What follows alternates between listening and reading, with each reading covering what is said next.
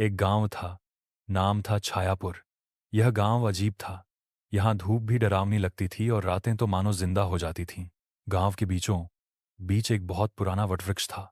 उसके नीचे रोज बूढ़े लोग बैठकर कहानियां सुनाते थे। उन कहानियों में सबसे डरावनी कहानी थी गांव की चौथी पगडंडी की।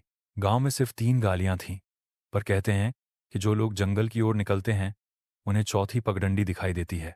लेकिन उस पगडंडी का नाम लेना भी मना था, क्योंकि वहां समय रुक जाता था और लौटकर कोई पहले जैसा नहीं रहता था। गांव का सबसे जिज्ञासु लड़का मन्नू था। उसकी आंखों में हमेशा चमक रहती थी और दिमाग में ढेरों सवाल। जब भी चौथी पगडंडी का जिक्र होता, सब अचानक चुप हो जाते। मन्नू ने एक दिन अपनी नानी से पूछा, नानी, ये चौथी पगडंडी कैसी है? नानी की आंखें धुंधली हो गईं। आवाज कांपी, बेटा, वहां मत जाना। वहां जो जाता है वापस आता है, लेकिन बदल चुका होता है। मन्नू के मन में डर की जगह उत्सुकता और बढ़ गई। लेकिन क्यों नानी? नानी ने सिर झुका लिया और कोई जवाब नहीं दिया। एक रात चांद बादलों में छिपा था। हवा में सन्नाटा पसरा था। मन्नू की आंखों से नींद गायब थी। उसके मन में वही चौथी पगडंडी घूम रही थी। उसने धीरे से दरवाजा खोला और रात की काली चादर में गुम हो गया। वो पहली गली से गुजरा, फिर दूसरी, फिर जंगल की ओर बढ़ा, और तभी घने पेड़ों के बीच उसे एक संकरी पगडंडी दिखी, मानो किसी ने जमीन पर काली स्याही से रेखा खींच दी हो। मन्नू ने एक कदम आगे बढ़ाया। अचानक हवा रुक गई। पत्तों की सरसराहट बंद हो गई। एक फुसफुसाहट गूंजी, तुम आ गए, हम इंतजार कर रहे थे। उसका दिल जोर जोर से धड़कने लगा, लेकिन पैर पीछे नहीं हटे।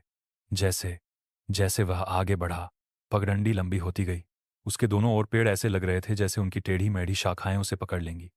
अचानक उसने देखा, सामने एक पुराना टूटा हुआ पुल था। पुल के नीचे काली खाई थी, जिसका कोई अंत नहीं दिख रहा था। पुल के बीच में एक लालटेन रखी थी। वो लालटेन खुद खुद जल उठी। एक आवाज आई, अब तुम कभी वापस नहीं जा पाओगे। मन्नू ने डरकर पीछे मुड़ना चाहा, लेकिन अब रास्ता वही था, वही दृश्य, वही आवाजें। वो भागा, भागता गया, पर पगडंडी खत्म ही नहीं हो रही थी। और जब वह हाँफते हाँफते गांव पहुंचा, नानी दरवाजे पर खड़ी थी। कहाँ गए थे बेटा? मन्नू चौंक गया। नानी, मैं तो बहुत देर बाहर था, पर घड़ी देखी, अभी तो रात के 12 ही बजे थे। अगले दिन सब कुछ सामान्य था, लेकिन जब शाम हुई, फिर वही आवाज उसके कानों में आई, तुम आओगे, फिर से आओगे। और उस रात मन्नू ने फिर वही किया। कहानी वहीं से शुरू हुई, जहां कल खत्म हुई थी, और मन्नू अब हमेशा के लिए चौथी पगडंडी के चक्रव्यूह में फंस गया।